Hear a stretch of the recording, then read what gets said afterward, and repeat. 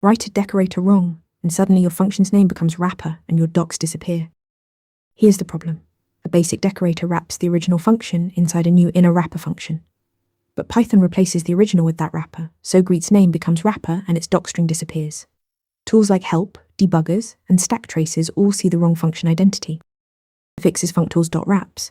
Import it from functools, then apply it as a decorator on your inner wrapper function, passing in the original func. That one line tells Python to copy all the original function's metadata onto wrapper. Now greet.name returns greet, greet.doc returns the original docstring, and everything behaves correctly. So what exactly does wraps copy? It transfers 6 dunder attributes: name, qual name, module, doc, annotations, and dict.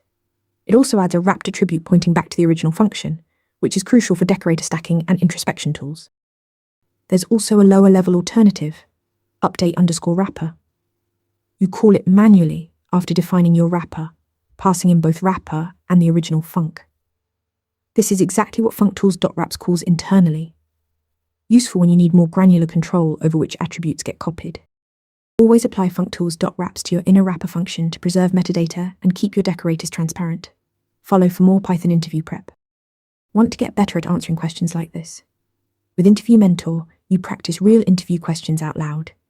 You get personalized feedback and a grade on every answer, and you can track your improvement over time.